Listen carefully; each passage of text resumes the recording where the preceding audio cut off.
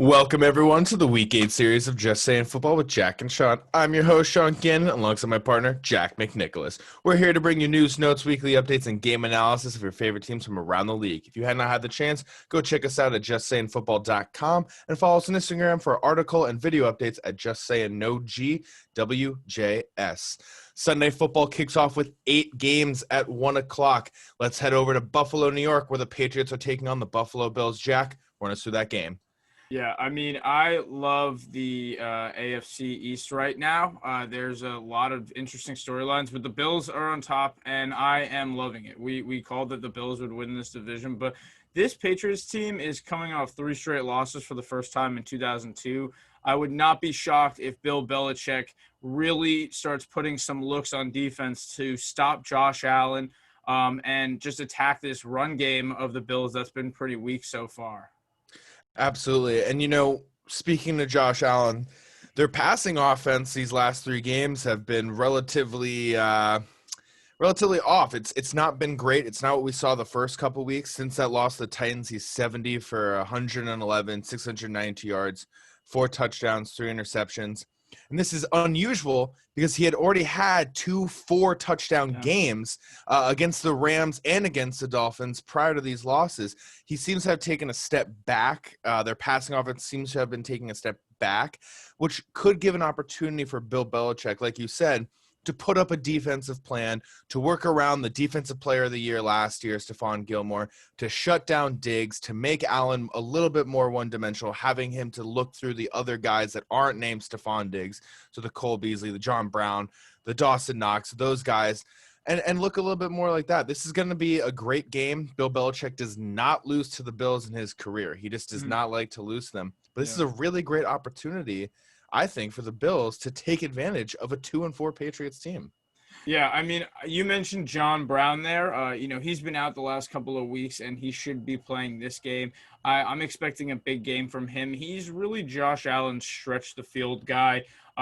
Diggs is more the possession receiver, and he's going to be, matched up against Gilmore most likely. So I'm looking for a big day out of John Brown. On the other side, the Patriots, that's really where they're weak right now. Julian Edelman had a knee surgery this week, so they are really stuck with Jacoby Myers, and, N'Keal Harry is out. Damiere Byrd is going to be there. There's really not too many passing options for this Patriots team, so they're going to have to rely heavily on this defense to just shut Josh Allen down completely. Yeah, I'm going to go with the Bills here. And I think if the Bills win tomorrow and they win this game, they are the clear-cut AFC East champions. That's what's going to happen by the end of the year if they win this game tomorrow. And I think the main reason why they're going to be able to is because of the injury names that you're just listing. There's no N'Keal Harry. There's no Julian Edelman. These are Cam Newton's top 2 passing guys. These are who he likes to throw the ball to. With them not there and an already relatively weak passing offense of the Patriots, I don't see how they're going to be able to move the ball efficiently in the passing game. Could they run the ball for over 250 yards? Absolutely. They have Cam Newton and they have a plethora of running backs that can take over the job to get that done. But if you can't pass the ball when you need to pass the ball, which has been the Patriots' downfall, go back to that Broncos game when they're driving and Cam Newton couldn't make that pass to N'Keal Harry at the in the final 2 minutes. That would have been a first down, possibly set them up for a game-winning or game-tying touchdown.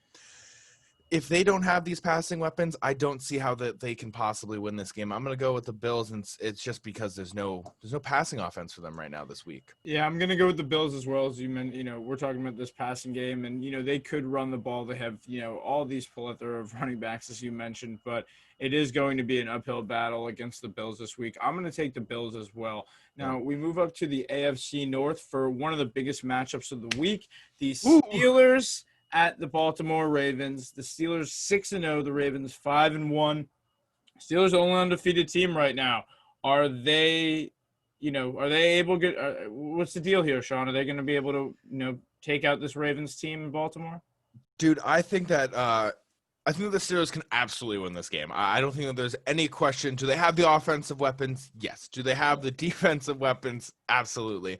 What I'm more curious to see, I think that this is the game of the week. That's why I'm getting so hyped up. I think this is one of the best games that we're going to watch on Sunday. A lot of highlights. I think it could also be a very low-scoring game. What I'm most excited to see is the Ravens defense, believe it or not. Yeah. Because they just made that huge trade last week to get Yannick Ngakoue, and we're really going to get to see him in this game, him and Campbell, and then the secondary of Marcus Peters and Jimmy Smith. It's going to be so much fun to watch these two teams just attack one another. I think everyone assumed the Ravens are going to be the clear-cut winners. Maybe the Steelers will put up a pretty good record, but it won't be the 6-0 that we're seeing right now. And honestly, I don't know who's going to win this game. I think this is one of those games where both defenses are pretty evenly matched on paper. I think the offense of the Ravens could be a little bit more dangerous just because of Lamar Jackson, the former MVP. But these are two pretty equal teams coming into this matchup. Yeah, absolutely. I mean, you mentioned it. The defense is really going to be what's the most impactful thing in this game will be the defense on both teams. The Steelers, they also have an incredible lineup on their defense. Cam Hayward, TJ Watt, Minkah Fitzpatrick, Bud Dupree, Joe Hayden. We can go on and on about both of these defenses. But on the offensive side, I'm really looking at if Lamar Jackson can take on this Steelers defense. It's going to be really tough. These guys have played him twice a year. They know him. This is a team that's been able to shut people down this year. And after starting the first two games over 75% with his completions, the last three of the last four, he's been under 60. And I want him to really just show us more in the passing game right now. Yeah, and that's why they signed Des Bryant to their practice squad. He wasn't promoted to the active roster, so we're not going to get to see a Des Bryant this weekend. But that's why they do a sign like that, to help out that passing offense a little bit more. I'm going to go with the Ravens in this game, and I'm mainly taking them because I feel like you were going to go Steelers beforehand. I'm a big Lamar Jackson fan. I'm going to trust they can do, and I think everyone has been kind of waiting, when is this Lamar Jackson big game? When are we going to see it? And I think this is the weekend. I think that, he knows what this game means. You're sitting at 5-1 to get the Steelers down to 6-1 and be that first loss for you to get an interdivisional win. These are all things that matters. They know what it's going to take. This is a playoff team. I think a lot of people also think that, he hasn't won a postseason game yet. Can he win the big games at all? This is a big game. I think this is the game that he gets it done. Shows us why he was the MVP last week. I expect a lot of rushing yards. I'm going to say over 70 rushing yards for Lamar Jackson and over 250 passing yards this week also for him. I think he's going to have a very, very solid game. Yeah, I love to hear that. I'm a big fan as well of Lamar, but I've been a bigger fan this year of the Steelers defense, and they have not let me down. I'm going to go with the Steelers on this one. I'm loving Big Ben this year. He's got 13 touchdowns in 6 games. He's looking great. He's got 68% completion. I'm loving what Deontay Johnson is doing in Pittsburgh. On the offensive side, James Conner looking like a workhorse back. I'm going with the Steelers. And, while we're on the subject of workhorse backs, Derrick Henry is going up against a Cincinnati Bengals team without Joe Mixon. How are we feeling about this Bengals team and Joe Burrow, who we've wanted to see win every week, but, they've been in so many close games this year? I absolutely love Joe Burrow. I think he's been playing phenomenally. A bunch of games with over 300 passing yards. He's doing great for this team and this franchise. I think last season was struggling a lot. The downfall is he's going to have no Joe Mixon again, although Giovanni Bernard has easily picked up the slack for him last week. I saw that you wrote, is he going to get over 75 scrimmage yards, Giovanni Bernard? I think he absolutely can. I think that this is a game where you're going up against the Titans. You need to be able to utilize your run game. But on the flip, though, if you're the Titans, Bengals just traded Carlos Dunlap to the Seahawks. And Carlos Dunlap is a great edge rusher. He provides a lot of pressure. He gets in the backfield for the Bengals team for years. And I see this as the Derrick Henry show again. Let's just run the ball right down their throats. They don't have the defensive front, with the exception of Geno Atkins, to really attack us in that way. We have the offensive line. We can win the point of attack. Let's just keep ground and pounding the ball. Let's get Derrick Henry in there, and then we're just going to sit back, run the play action with Ryan Tannehill. That's been so beautiful. I think that they're really going to take advantage of that trade. Yeah, definitely. Without Carlos Dunlap there, he was a 10-year veteran in the Bengals building. He posted a video the other day of him taking his parking lot name tag away. But he is gone, and Derrick Henry, has been on an absolute tear this year. And the Tennessee offense is the fourth highest scoring offense in the league. They're getting it done on all areas of the game. And AJ Brown is back, and he is looking like he did last year, maybe even better. But it's all because Ryan Tannehill is really managing these games, and they're going to take advantage of this Bengals team. I think the Titans come out with this win.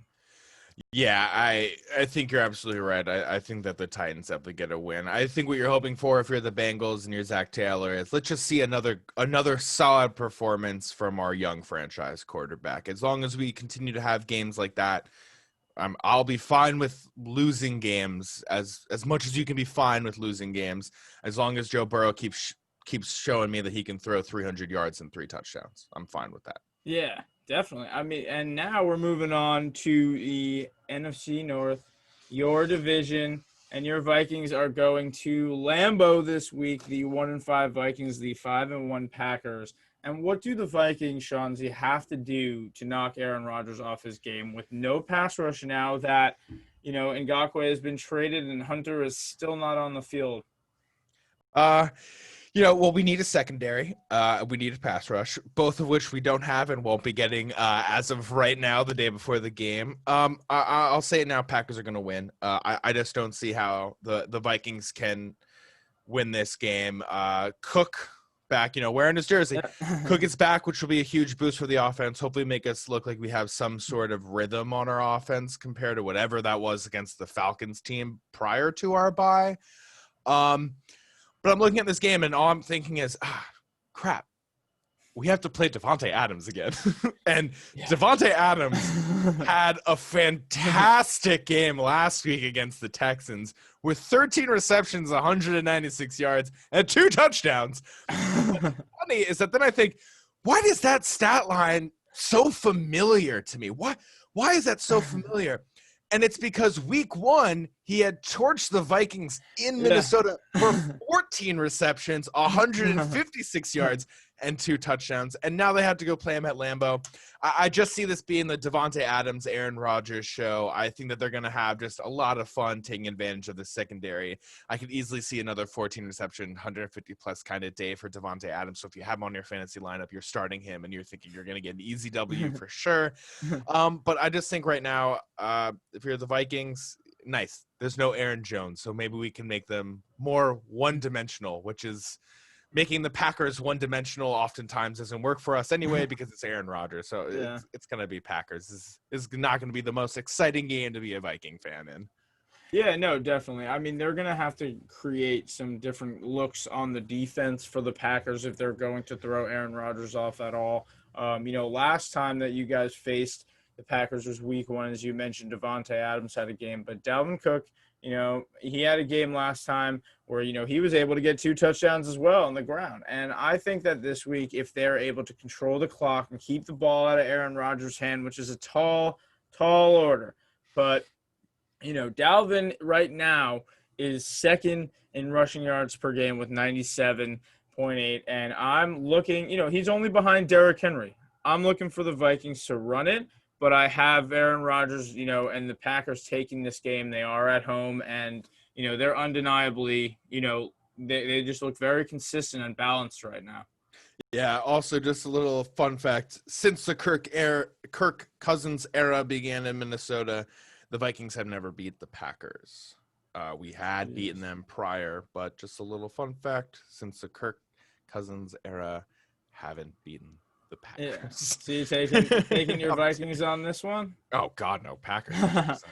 Well, this next one is one of the craziest spreads I've ever seen. The Kansas City Chiefs are favored by 21 against the New York Jets. The Jets are the only winless team left in the league.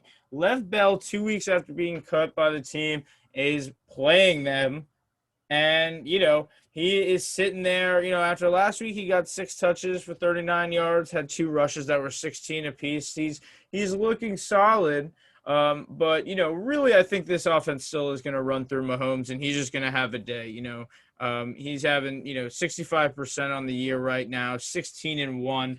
But is there any possible way that Le'Veon Bell gets 20 touches this week against his old team? I want to say Bell gets 20 touches, but the problem is that they have such a great young rookie running back in Clyde Edwards-Helaire that I couldn't see, unless they're running the ball like 40 times and Pat Mahomes is literally only dropping back 15 times this week, which, I mean, it could happen. You never know. The Jets defense has been terrible, and the Jets defense has been good when we saw last week against the Bills. They didn't give the Bills a passing touchdown. They didn't give the Bills a single touchdown. They lost, but only by giving up field goals, which is a huge step up for the Jets defense. Yes. That being said, they won't win this game. I just don't see how they can win the game with the weapons that Patrick Mahomes has. Le'Veon Bell, Clyde Edwards-Helaire in the backfield, Tyreek Hill, Travis Kelce are having great years. Kelce has 40 catches, 501 yards, 5 touchdowns. Hill has 31 catches, 439 yards, 5 touchdowns. This is just a really well-run team. Andy Reid is a great head coach. They are meshing well. Like you said, Mahomes is a 16-1 TD to interception ratio. They do not turn the ball over. Yeah. They play smart football. And on the flip, they have a very solid defense. And with a fairly injured Jets team, Jameson Crowder is doubtful for this game. Brashad Perriman is out for this game. Sam Darnold is back, which is always good. But again, there's little to no weapons for him to work with. I just don't see how the Jets can pull this off. Yeah, no, I have no idea how they're going to be able to pull this off. I mean, these are the champions, former MVP, their former player against them, and Andy Reid coaching against Adam Gase are, too many good reasons for me to go with Kansas City. And I just see them taking, making the Jets go 0-8 here. Now, we're moving on to Detroit, who's hosting the Colts this week. And Detroit had a huge comeback last week on a weird sequence.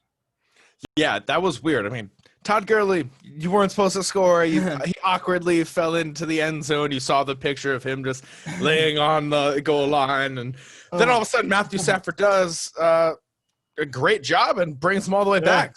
Throws the game-winning touchdown to T.J. Hawkinson. And if you're the Lions fans, you're sitting here at 3-3. You're looking at the Vikings at 1-5. The Bears just took a loss. They're sitting at 5-2. You're kind of thinking, we got a chance. They play the Saints. We got a chance to be tied with them this week. But they haven't won at home, which is weird. They've won all of their games away, and they're facing one of the top-tier defenses in the league right now against the Colts, and what I think is a pretty solid offense that can run the ball well. So if you're the Lions right now and you're hoping to win this game, you have to limit what it is that Jonathan Taylor does in the run game. You need to make this Colts offense as one-dimensional as possible and force Rivers and his awkward throwing motion to throw the ball a lot. Yeah. Like the one thing that this team hasn't done well, the Colts, is throw the ball very well. Phillip Rivers still looks like the Chargers kind of Phillip Rivers, where it's a little awkward, not hitting all the passes, not hitting the deep ball very well. So if you're the Lions and you're Trey Flowers, get after the running back, make them pass. Matthew Stafford, try to get let's get quick touchdowns. Yeah. Let's try to score. Let's get the lead up early. Let's make them this one-dimensional team. Yeah, I mean, Jonathan Taylor, I was reading something the other day where he's taking something over 30% of the offensive touches. I think that it's going to be having to run through him. I think Matt Patricia has an emphasis on his pass rush this year, but the Colts as well, they have some big ballers. These are going to be 2 committee running backs versus 2 good defensive fronts. And what I'm really looking for here, though, is, Matthew Stafford, we can't count him out after last week. This Colts team plays sloppy sometimes. T.Y. Hilton is really struggling this year. He only has through 6 weeks, 20 catches, 242, no touchdowns. I'm looking for Matt Stafford to try to at least make Lions fans excited this year, But last week after that comeback, he put himself 8th all-time in fourth quarter comebacks. Nice. tie with Matt Ryan at 30. And, that just impresses me. I think that the Lions get it done this week. Yeah, I'm just gonna go opposite of you just to give a dissenting voice. I'm gonna go with the Colts here. I've been really high on them all off season. As much as I love what the Lions have done recently, I'm just gonna stick with the Colts. I think that they can keep time of possession if they don't become a one-dimension team that's relying on passing only.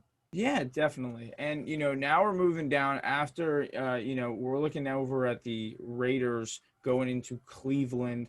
And, there is a big story out of Cleveland. Odell Beckham, ACL tear, out for the season. And, as a Giants fan, you hated to see Odell leave, but you hate to see him get hurt and have these injuries continue. But what does this mean for the Browns offense after Baker had 5 touchdowns last week? And, he went 0 for 5 with an interception to start the game, and then 23 of 23 and 5 touchdowns to end the game.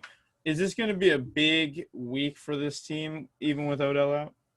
Yeah, I hate to say this because you never want an injury to be a good thing for a team. But I feel like OBJ not being on the field helps this offense out more. And again, that I hate saying that, but I feel like that first year when Baker came in his rookie season, all he had was Jarvis Landry. Yep. That Browns offense was doing pretty well. People enjoyed what that team was able to do. It wasn't until OBJ came in and all of a sudden you're like, well, OBJ, Jarvis, look, what are they going to do? They can do whatever they want, blah, blah, blah.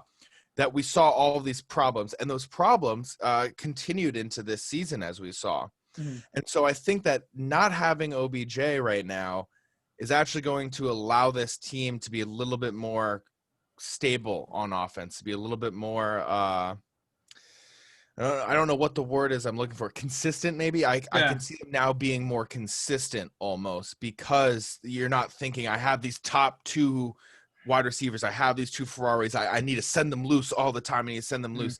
Now you can kind of get back a little bit more to your bread and butter with Kareem Hunt. We can do a little bit more of the running game. We can look more at our tight ends in Austin Hooper and a Harrison Bryant, who had a hell of a game last week. We can kind of focus a little bit more on that and not worry so much about what is OBJ doing, what is Jarvis doing. Now it's a little bit less for him to process, which I think could actually be really, really beneficial for Baker in his 3rd season right now. Yeah, I mean, the Browns right now 5-2, staying in that division, and especially if the Ravens get that win against the Steelers, this division will be super tight. I'm looking for the Raiders to improve on last week. They got dominated by Tom Brady, and I want them to show me the Raiders that played Kansas City, the ones that had the fight to the end of the game to win the game. And they are, they're a little banged up, but they are going to have, Trent Brown back.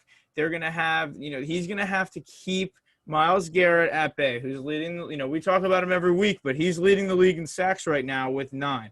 He has been an absolute wrecking ball this year. Trent Brown keeping that blocking, keeping Josh Jacobs alive. Josh Jacobs only had 13 touches, and obviously that happened with the game script, them falling behind. But 31 yards for your premier running back who can take 20 carries a game is unacceptable to me. I have Josh Jacobs in fantasy. I feel like that's biased, but there's also the fact that the Raiders, the offense runs through him. You can run him all game, use the play action better, open up for Ruggs, open up for Waller. I'm looking for the Raiders in this one. Yeah. Oh God, this is a tough one. I can see because I don't what I just said about the Browns, I feel like I need to go Browns, but I love what the Raiders have done this season. I mean, they beat the Chiefs. It was a weird week for them last week going against the Buccaneers because their entire offensive line couldn't practice for them the entire week because of the COVID issue that they had going on. Then they had to come in that Sunday. So, you know what? I'm going to agree with you. As much as I said that the Browns will become a more consistent offense, I think the Raiders are going to get the win. I think that you're absolutely right. I think that this team can surprise a lot. I think this team will do what they did with Patrick Mahomes and put a bunch of defensive looks at Baker Mayfield, really try to get him off his game, make him question what it is that he's seeing pre-snap. So that way in the middle of the play, he ends up throwing an interception. I think the Raiders are going to get it done. Don't know if it's going to go through Josh Jacobs. I feel like it's going to be a really big Darren Waller day for some reason. I feel like it's going to be like his kind of game. It feels like a long time since we've seen a dominant Darren Waller 100-yard game. So Darren Waller over 100 yards. You guys here first. Ah. All right. Yeah, that's a big hot take. And, the last game we have on here for the early games, one of my hot takes in week 1 was that Tua Tagovailoa would start by week 7. But unfortunately, their bye week was week 7. He is getting the start, though, this week, week 8. Unfortunately, he is playing Aaron Donald, who every week we warn playing quarterbacks against.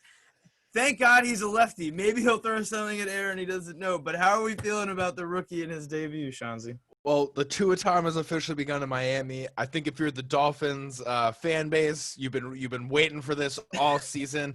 I just want to say this now.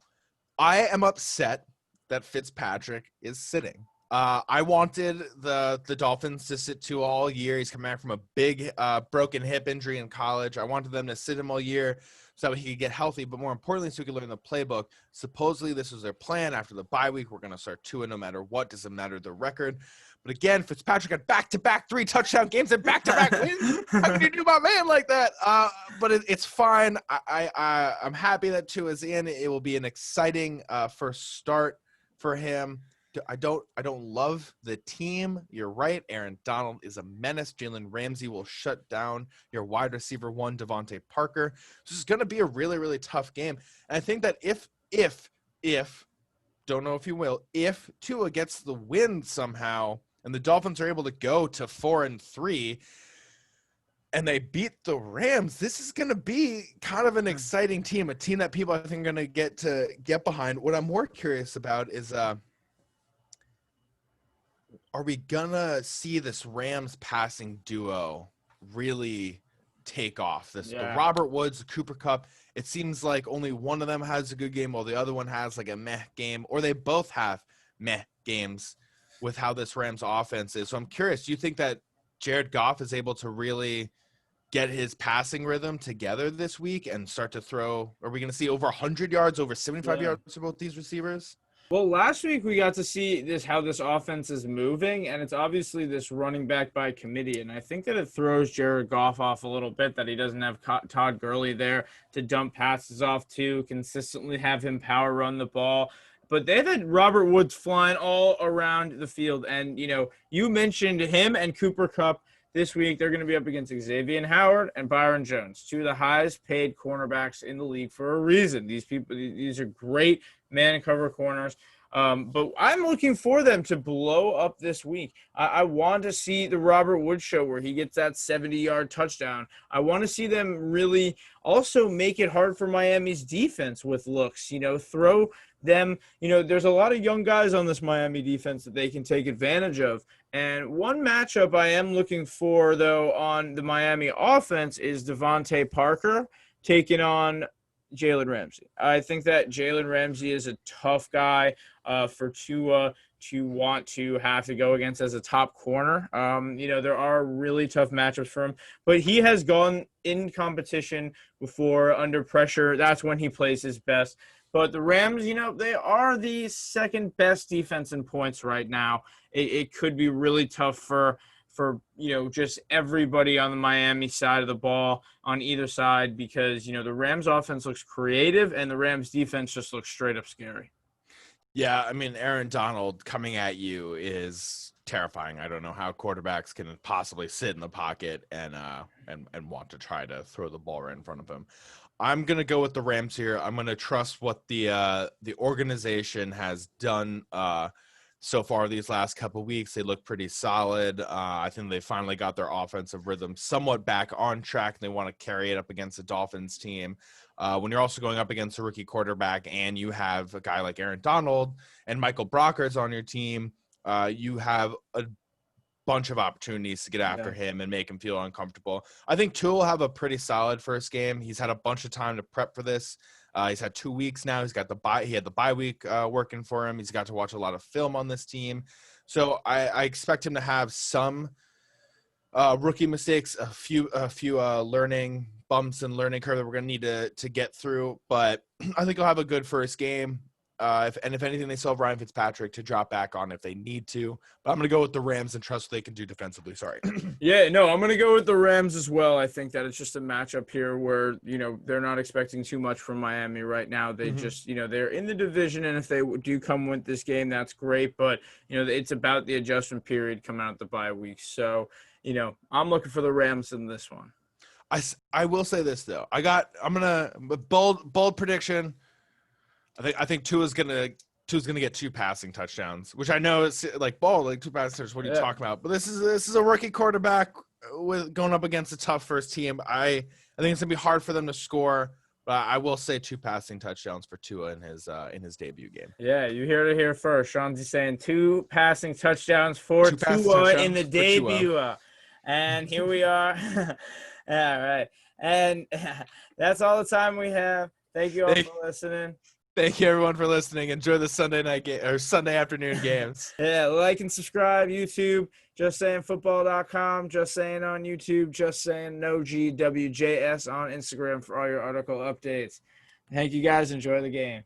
Thank you.